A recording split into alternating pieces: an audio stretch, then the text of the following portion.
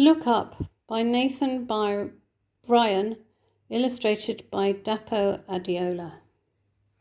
Look up. Every night before bed, I set up my telescope and look up at the stars.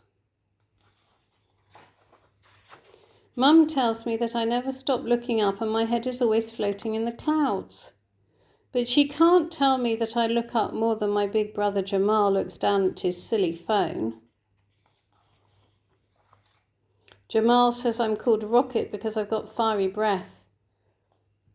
But Mum says it's because a famous rocket blasted off into space the day I was born. All I know is that one day I'm going to be the greatest astronaut, starcatcher, space traveller who's ever lived, like Mae Jemison, the first African-American woman in space. Did you know Mae Jemison went into orbit around Earth in the space shuttle Endeavour, even though she's scared of heights?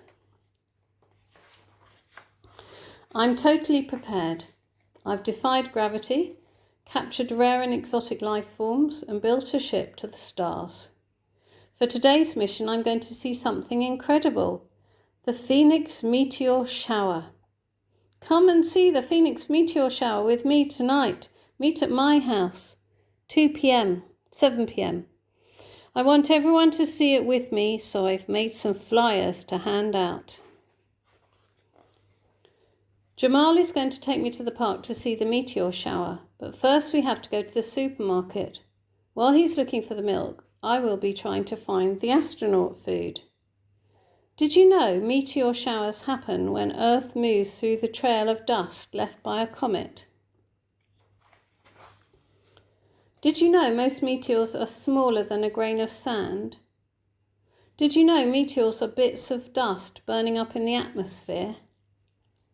Did you know the best time to see a meteor shower is when it's dark with no clouds?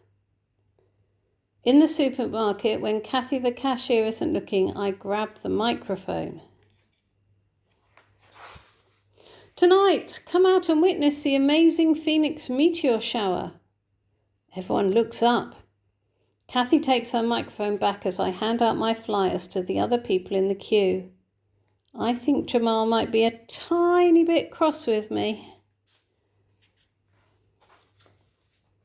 The Phoenix meteor shower will come soon. We'd better drop off the shopping and get to the park fast. Whoops! That wouldn't have happened if you had just looked up. Now Jamal is even more cross with me, and he says he won't take me to the park anymore. But when we get home, Mum saves the day. Come on, Jamal, she says, put that phone down and take your little sister to the park. Yes, I jump up and do my famous victory dance around the house. I grab my jetpack rucksack, but Jamal is still glued to his game.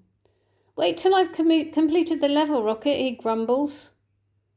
As we're about to leave, the doorbell rings. Wowzers! Everyone's here and they're all holding my flyers. To the park, I yell at the top of my lungs. We're all so excited. My neck is aching from staring up into the night sky, but I won't stop. I can't miss it. Suddenly the park goes silent. Even the birds are holding their breath. Everyone points their telescopes and binoculars up at the sky. I think I see one. But it's just a plane flying overhead. Everyone moans and groans. We wait and wait and wait. It must be nearly time for the park to close. One by one, people start to go home. Maybe the Phoenix meteor shower was just a myth. Maybe that's why Jamal didn't want to come along. Maybe everyone is upset with me for wasting their time. I've never, ever felt this sad before. Jamal looks at me for the first time today. It feels like the first time ever. I've turned my phone off, sis, he says. I'm sorry for making you wait in the freezing cold for nothing, Jamal. Let's go home. Suddenly, there's a big bright light in the sky. Look up! The Phoenix meteor shower! I'm speechless, Jamal says. He pulls out his flask and gives me a warm cup of hot chocolate. Yummy! We both sit down on the hill, watching meteors zoom across the sky. I'm so happy we looked up and saw them together. Did you know, one day I'm going to have a meteor shower named after me?